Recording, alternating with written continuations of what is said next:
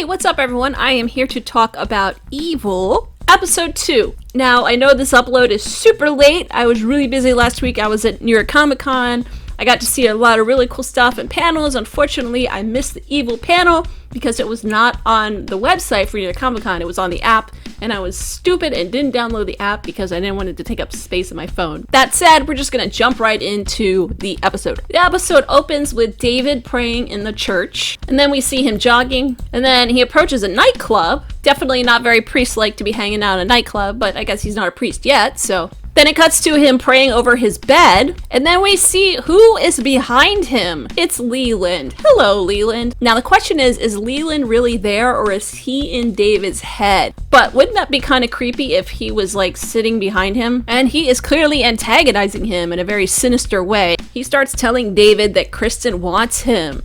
And of course, being a man that wants to be a priest, probably not the best thing for him. Oh, this is bad. I don't even know how to put this into words, but basically he's saying that Christian wants him and screams like a demon? Okay. He asks David, who's on first? I guess he's his own abbot, and he's also his own Costello. I don't know is on third, and I'm gonna have to go with I don't know, because I have no idea what the heck he's talking about other than reciting who's on first. Okay, so this wide shot is just creepy. Like, he's just sitting there. Is he really there? I don't know, but it's creepy and weird. What the heck did we just watch? What was that? We cut to Kristen. She's talking to David and Ben about the new case that they've brought her. David shows Kristen some evidence that was taken from a hospital camp. The woman that you see here is a college soccer player that went into cardiac arrest in the middle of a soccer game. She's 18 years old and it happened a couple weeks ago. We see her parents crying over her body. The priest enters the room and whispers some type of prayer. We then see the pathologist beginning to conduct the autopsy. The patient has apparently been dead for 3 hours. Now they go to make the incision and she's alive! Oh my gosh, it's a miracle, right? Wow, okay, well this is something that needs to be investigated. Of course, the hospital claims there is no miracle. There is actually a medical explanation for this. Paramedics could have botched up the CPR. Kristen has some questions. The gentleman is questioning her, actually. Is she with the church? Yes, she is their psychological advisor. We also learn there's obviously a malpractice lawsuit. Now they go to talk to the EMT that worked on the patient. The paramedic claims that they did their job correctly and that the hospital is just trying to shift blame on them. So David wants an explanation. What does the paramedic think happened? The paramedic isn't quite sure what happened, but he can admit that it's quite unexplained. Whether or not it was a miracle remains to be seen, but something happened. Now, according to Kristen, a COPD patient can actually be revived, but after 3 hours, that just doesn't seem very likely because I'm not in the medical field, but I believe that usually a person is considered brain dead after like 10-15 minutes. They go to check out the security camera from the trauma unit, which apparently is erased after 1 week. However, since there is a malpractice lawsuit currently, they can go to the DA's office and find this missing footage for what happened in the trauma unit. Guess who has contacts at the DA's office? Kristen! Kristen attempts to wheel and deal a little bit with this gentleman in order to recover this missing surveillance footage. And she comes across her old boss. And guess what? They want her back. They want her back for a short stint. But Kristen wants stability. And I don't believe that Lewis can offer the stability that she wants. And guess who got the missing footage? Kristen did. I guess she was able to sweet talk the plaintiff's attorney into giving her the missing footage. We see a video of the young patient in the trauma unit. We see a team working on her while she's coding, attempting to perform CPR. Kristen claims they're doing it correctly, but while they're watching the video, they notice something weird happens. Now let's take a look at this. Spooky, scary skeletons and shivers down your spine. Oh no, what is that thing? They don't know what it is. They're all pretty confused about this. Ben claims that it's a fake that's been tampered with somehow, and somebody's done some type of trickster editing to make this appear in the screen. Ben claims this is an artifact of an earlier recording, so this isn't the original recording. Cut to a scene with Kristen and David walking. When David says he does believe in miracle, Kristen challenges him with a lot of questions that many people have asked about miracles and why they happen to certain people. These are questions that are very common when it comes to religion, and they're questions that everybody asks, but no one really has the answers to. Now we also learned that Kristen's youngest daughter was born with a heart defect. Now this is news to us. We haven't heard this before. And unfortunately there's a 50-50 chance that she will pass away before she is 20. If she believed that prayer would save her daughter, she would be all encompassed by religion. But obviously, this isn't how it works. I'll say again, people have asked these questions. Why do complete and total assholes and really, let's just say evil for the sake of the series, people live till they're like 96 or 120 years old, and you have really good people, religious people, people of faith that can just die randomly and have horrible, horrible tragedies in their life. So naturally, Kristen doesn't understand the worth of prayer. But it's interesting to see this conversation in a context of a TV show like this, because usually it doesn't come up, and I think it's really intelligent discussion, and I think it's a very smart discussion. David doesn't really have any answers, because usually they don't have the answers to these questions. David asks Kristen if she wants to drop off of this case, and he would understand completely if she did. And also, the DA's office has offered her her job back. She tells David she can't turn down money because they've offered her a 2-year contract to work with them. So basically, David needs to offer something as good or better, or else she's going to go back and work for the DA. Now, at this point, I'm thinking, no, I really don't want to see George again. Please don't come back, George. George, don't come back and pee in her room. We don't need to see that again. So she's awakened by a screaming in the other room, and it's her youngest daughter, Gloria, the one with the heart defect, that's screaming. Now, someone wet her bed. She said it wasn't her, it was a man. Okay. Now we know that George pees, so that's not good. So she basically describes George. George peed in her bed. Disgusting. Oh no, not the finger again. And you know, he should cut off every finger except for the middle one and just leave that one. Yeah, so this is frightening to Kristen. We thought we had seen the end of George. Nope. That was a long intro. Oh my god, that was like 15 minutes long. Wow. We're then taken to a scene. Kristen is back at her therapist's office and she doesn't understand what happened. Obviously, she's unsettled by it because her daughter is seeing the same visions that she was seeing of George in her creepy nightmares. The therapist suggests that maybe she's getting these ideas from some type of billboard, or we'll learn later where she's getting these ideas from, where both of them are actually getting these ideas from. But the therapist asks Kristen if she's still working at the demonic possession job. She says no, it's now a miracle job. Well, and that's the look she gets from her therapist.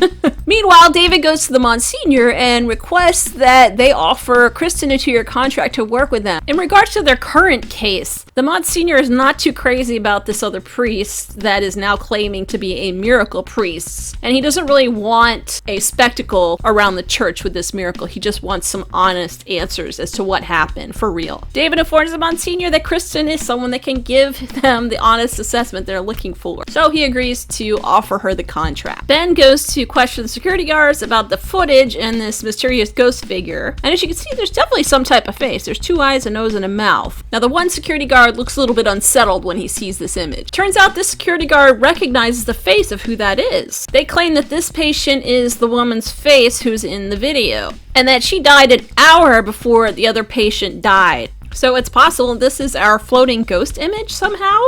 Ben says he wants to check the recording and make sure that it wasn't manipulated at all, somehow made out of a deep fake. I know you guys have probably heard of deep fakes. There's been a lot of news and press about them, but the way people can manipulate images, he just wants to make sure that this was not the case so he can debunk it. So Kristen and David go to meet up with our miracle priest, who's clearly enjoying his newfound fame. Of course, the priest insists this is a miracle and was divine intervention. Turns out that this priest, Jim, has a problem with alcohol, and David can smell the booze on his breath.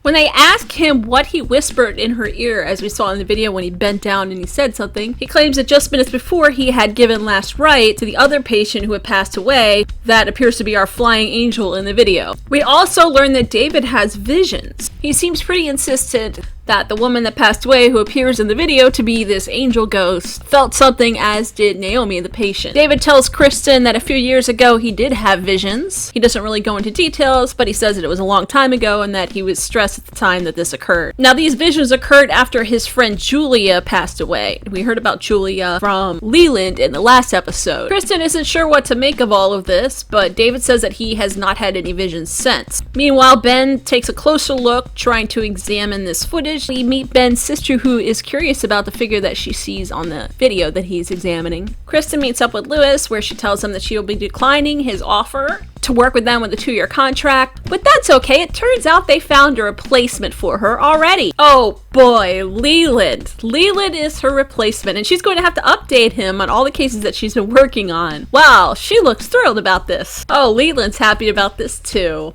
He's like a weasel and a snake combined in one. I'd like to call him a weasel snake. Of course, Kristen tries to warn Lewis that this guy is a psychopath and that he is just sinister and evil and really bad, and she tells him what he did with the last case, and he isn't really having it or hearing any of it. Kristen is not very happy about that, so she storms out of the building, and guess who chases her out? Leland doesn't really need her notes, he just wanted to talk to her. Lovely.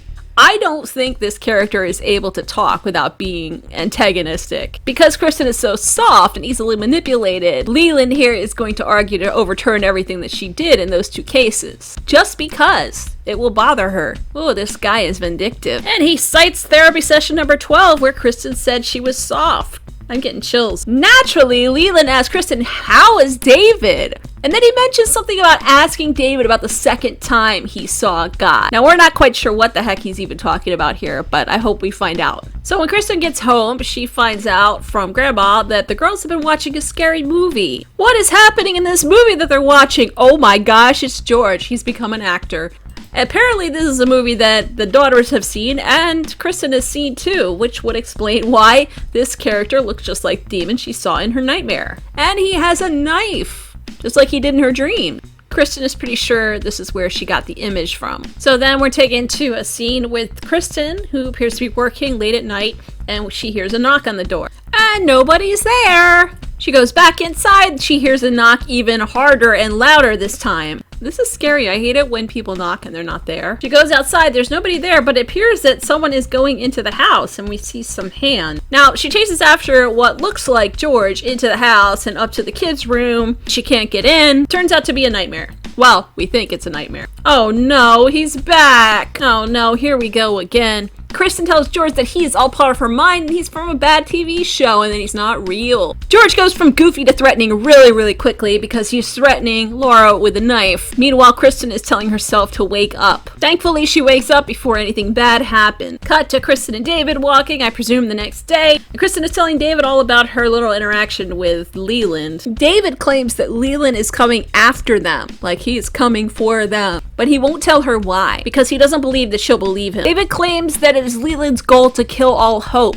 When Kristen tells David about the thing that Leland mentioned about the second time that David saw God, David tells Kristen that Leland's goal is to divide them. David said he had a vision and now he doesn't, so Leland is playing on his doubt, as well as Kristen's. So David and Kristen finally get a chance to interview and chat with Naomi about her experience. Naomi claims that she remembers falling down and hitting the grass, and then she says some type of black hole opened up, and she claims that she saw 60 people coming out of it. Now we know that Leland made a reference to the 60 in episode 1. We're still trying to learn what the 60 is exactly, but this is a very interesting tie-in to that whole storyline, and I'm curious to see where it goes. Now these 60 are not good. They were coming for Naomi. A woman came and took her hand, and then she felt her cheek being cut when the autopsy was being performed, and that's when she was revived. The woman that took her hand is presumably the woman that passed away shortly before she did, that is appearing now as this angel ghost. Naomi isn't quite sure if what happened to her is a miracle, but she knows that she was dead and now she's alive and that everything's changed for her. Meanwhile, Ben cannot figure out what is causing this image to appear on the footage of the surveillance video. He claims whoever did it is really good at it,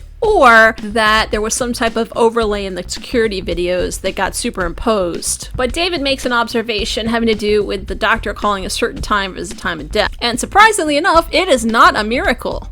Oh, bummer. Oh, and David has got receipts. Apparently, there is a stack of Caucasian patients and a stack of minority patients. And it turns out, on the average for Caucasian patients, doctors performed up to 58 minutes of trying to revive the patient. And these same doctors performed, on average, 23 minutes on minority patients. Of course, the gentleman at the hospital denies race being a factor in determining how long a patient who codes is worked on. So it turns out Naomi isn't a miracle after all. The reason why she came back to life is because they called her time of death way too soon. So it wasn't actually a miracle, it was racism. So now this medical malpractice suit has become a civil rights lawsuit. Uh-oh. You should probably make sure that your doctors aren't racist. David takes his discovery back to the Monsignor, who seems fairly pleased and satisfied with the way they handled this case. But David tells the Monsignor they were not able to debunk this apparition of the woman that passed away before and why she was on this tape. But since it really has nothing to do with the miracle, they don't really seem to care all that much about this. Monsignor tells David to let it go. David doesn't seem too thrilled about this. He doesn't seem very happy that this is still unresolved. Meanwhile, back at home, the girls are still watching this Scary George movie. I'm just gonna call it that, Scary George movie. So Kristen agrees to let them watch the Scary George movie, but she makes them watch a behind the scenes video first, where we see George in his human form before he becomes the demon that we see and with all the makeup and everything. Obviously, seeing the whole process of someone actually get into the scary makeup kind of takes away that illusion. And it turns out that George is not a threatening dude at all. He seems like a nice guy, and he has a very high-pitched voice. Cut back to David. He's running again, and then he arrives back at the nightclub we saw in the beginning. You can tell he's struggling for a second. He's pondering whether he should go in or not. This time he actually goes inside, and he meets up with a gentleman that has quite the collection of narcotics. And that's the stuff he wants. So I don't know if David has a drug problem, or this is just something he does every now and then. So I didn't see this coming at all. I don't know about you guys. He just went on a full-out trip. And then he asks, "Where are you, God?" God is appearing in a acid mushroom trip. And he seems very happy about it. And then he's levitating. We have levitating David. Okay. What is this? Are these all souls or happy people going to heaven? I don't know. I guess they're angels. It looks like they're angels. And then he says, "Julia." So perhaps this is how he sees Julia, the woman that he loved, obviously, and that has passed away. And that's the end of our episode. Okay, guys, like, theory time. Who are the 60? What the heck is up with David? What is the deal with David? Is he doing this regularly, or is this something that he just relapsed on? Is this what Leland was talking about when he told Kristen to ask David about the first time that he saw God? Was this how he saw God for the first time? No, wait, that was the second time he saw God. So how did he see God the first time? I'm very curious. I really hope we get some answers. Obviously, there are going to be some things that aren't explained, but I'm looking forward to seeing more. I've been reading a lot of theories on Kristen. Some people think that maybe the husband is dead, and she says that he's off hiking in the mountains, but we never see him. We never hear from him. We never see her talking on the phone with him. Perhaps maybe they're even divorced, or he left her, and she's just been telling people that he's off hiking when he's not. There are also theories out there that the husband is dead. There are also theories out there that the husband, the children, and the mother are all dead because we never see them interacting with anyone else. So let me know what you guys think of all of that. That would be an interesting twist on the series. I'm not sure how I would feel about that, but I did want to throw those theories out there, and I want to hear your theory, so please leave a comment below. I promise after this week's episode, I will be more timely with my upload, as we do not have New York Comic Con this week, which I'm bummed about, but you can't have New York Comic Con every week. Thanks again for watching, guys, and I will see you in the next recap video.